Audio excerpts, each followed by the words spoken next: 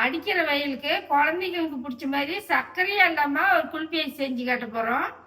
இந்த குல்பி ஐஸ் வெயிலுக்கு ரொம்ப குளுகுளுன்னு இருக்கும். வாங்க எப்படி செய்யறதுன்னு பார்க்கலாம். குல்பி ஐஸ் பண்ணுறதுக்கு ஆரஞ்சு கலர் பாக்கெட்டு 1.5 லிட்டர் நான் வாங்கி வச்சிருக்கிறேன். 3 பாக்கெட் நான் வாங்கி வச்சிருக்கிறேன். இது கொழுப்பு சத்து உள்ள பால்.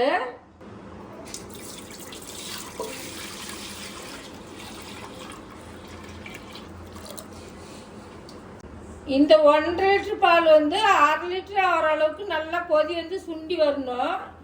இப்போ நல்லா கொதி வரட்டும். இப்போ பால் வந்து பொங்க ஆரம்பிச்சிருச்சு. பார்த்தீங்கன்னா இந்த மாரி ஆடை கட்டி வரும். அது பொங்கி வர டைமில் வந்து நம்ம ஒரு கரண்டி போட்டு இப்படி கிண்டிக்கிட்டே இருக்கணும். இப்போ பொங்கி வரட்டும். இப்போ பொங்கி வர ஆரம்பிச்சிருச்சு. பார்த்தீங்களா அந்த ஆடை பார்த்தீங்களா மேலே வருது. இப்போ நம்ம வந்து ஒரு கரண்டி போட்டு இந்த மாதிரி நல்லா கலக்கி விட்டுக்கிட்டே இருக்கணும்.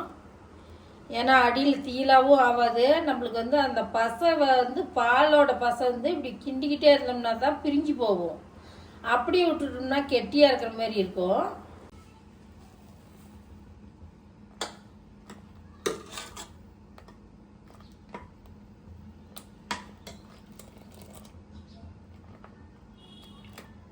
பால் கொதி வரட்டும். முந்திரி வந்து ஒரு 20 முந்திரி அரை மணி நேரம் ஊற வச்சிருக்கிறேன். இதை மிக்சி ஜாரில் போட்டு அரைச்சி எடுத்துக்கலாம். பால் வந்து கொதிக்கிற பாலில் நான் ஒரு கரண்டி அளவுக்கு எடுத்துருக்கிறேன். ஒரு பிஞ்சு அளவுக்கு நான் குங்குமப்பூ வாங்கி வச்சுருக்கேன். இதை நல்லா கலக்கி விட்டு ஒரு அரை மணி நேரம் வச்சிடலாம் ஒரு பக்கம். இந்த குங்குமப்பூ வந்து உங்களுக்கு தேவைன்னா சேர்த்துக்குங்க. கலர் நம்மளுக்கு பார்க்கறதுக்கு அழகாக இருக்கணுங்கிறதுக்காக நான் சேர்த்துருக்கிறேன். இல்லை தேவையில்லைன்னாக்கா குங்குமப்பூ நீங்கள் போடவே தேவையில்லை.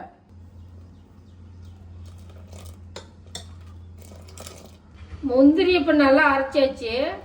பாலில் ஊற வச்ச குங்குமப்பூ இது கூட சேர்த்து ஒரு ஓட்டு ஓட்டிக்கலாம். இப்போ பால் வந்து 1.5 லிட்டர் பாலில் 3/4 லிட்டர் அளவுக்கு சுண்டி வந்துருச்சு. இந்த சுற்றி இருக்கிற ஆடையெல்லாம் நம்ம அப்பப்போ எடுத்து உள்ளறையே நம்ம சேர்த்துக்கிட்டு இருந்தோம். பாருங்க கெட்டியாகிடுச்சு. அரைச்சி வச்ச இந்த குங்குமப்பூவும் முந்திரியும் அந்த பால் கூட சேர்த்துக்கலாம். ஒரு 6 லிட்டர் ஆகிற அளவுக்கு நல்லா கொதி வரட்டும். இப்போ நம்ம முந்திரி சேர்த்துருக்கோம் இல்லைங்களா, அதில் இன்னும் நல்லா கெட்டியாக வரும். பால் எல்லாம் நல்லா கொதிச்சு வந்து கெட்டியாகிடுச்சு. 6 லிட்டர் அளவுக்கு ஆயிடுச்சு. இந்த மாதிரி பாருங்க குழம்பாயிருச்சு. இப்போ அடுப்பு ஆஃப் பண்ணிடலாம். இப்போ பால் எடுத்து ஒரு ஓரமாக வச்சிடலாம். நல்லா சூடாரி ஜில்லுன்னு ஆகிற வரையும் இருக்கட்டும். இப்போ நல்லா ஆறிடுச்சு. மிக்சி ஜாரில் சேர்த்துக்கலாம்.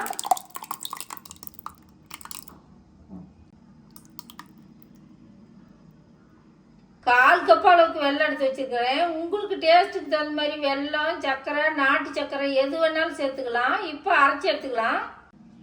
இப்போ வெல்லத்தை போட்டு அரைச்சி எடுத்தாச்சு. இந்த மாதிரி பாத்திரம் இருந்தால் நீங்கள் எடுத்து வச்சுக்கோங்க. இல்லை டம்ளர் வேணுனாலும் ஊற்றி எடுத்து வச்சுக்கலாம். இப்போ அரைச்சி வச்ச பாலை இதுக்குள்ளே ஊற்றிக்கலாம். மீதி வந்து இன்னும் கொஞ்சம் பால் இருக்குது. இது வந்து டம்ளரில் ஊற்றிக்கலாம். இந்த மாதிரி அலுமினி பேப்பர் நீங்கள் வாங்கி வச்சுங்க. இதை வச்சு நம்ம வந்து குச்சி வச்சுக்கலாம்.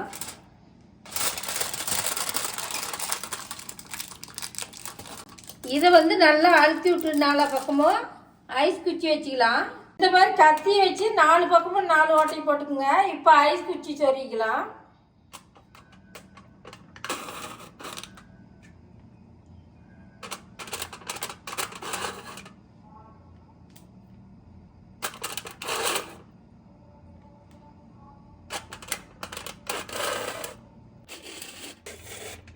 இப்போ ஃப்ரிட்ஜுக்குள்ளே வந்து 8 மணி நேரம் வச்சு எடுத்துக்கலாம்.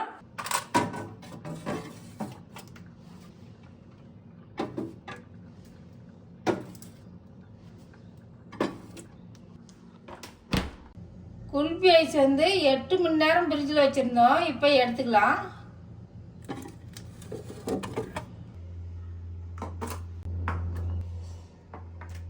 இப்போ வந்து இந்த அலுமினி பேப்பர் எடுத்துடலாம். ஐஸ் எப்படி கெட்டியாக இருக்குதுன்னு பார்க்கலாம்.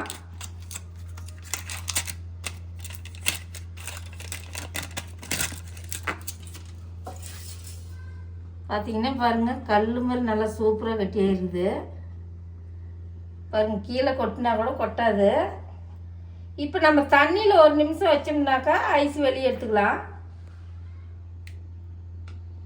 டம்ளர் அப்படி நம்ம பண்ணோம்னாக்கா தண்ணியில் கொஞ்ச நேரம் இருக்கட்டும். 1 நிமிஷம் அளவுக்கு இருந்தாவே நம்மளுக்கு போதும். 1 நிமிஷம் அளவுக்கு நீங்கள் இப்படி 2 ஆட்டு ஆட்டி எடுத்தீங்கன்னாவே போதும். பார்த்தீங்கன்னா பாருங்கள் சுற்றுது. சூப்பராக ஐஸ் வந்துருக்குது. குல்பி ஐஸ் வந்து பார்க்கவே ஆசையாக இருக்குது. குழந்தைங்கள்லாம் வந்து ரொம்ப விரும்பி சாப்பிடுவாங்க. இன்னொன்று நம்ம அதே மாதிரி செஞ்சுக்கலாம்.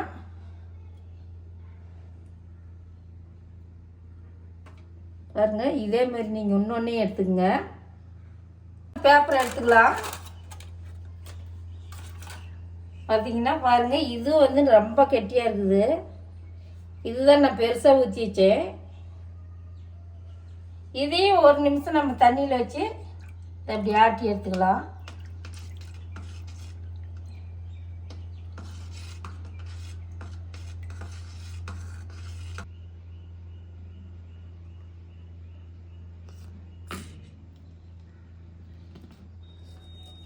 பார்த்தீங்கன்னா செம்மையாக கெட்டியாக இருக்குது.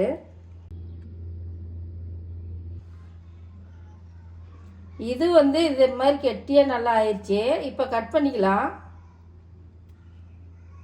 இந்த மாதிரி செஞ்சு கொடுத்தீங்கன்னாக்கா குழந்தைங்களுக்கு ஒரு டம்ளரில் கொடுத்துட்டா கூட நம்ம ஐஸாகவும் சாப்பிட்டுக்கலாம், ஐஸ்கிரீமாகவும் சாப்பிட்டுக்கலாம். ரொம்ப நல்லாயிருக்கும். உங்கள் வீட்லேயும் செஞ்சு பாருங்கள், எப்படி இருக்குன்னு சொல்லுங்கள். நன்றி, வணக்கம்.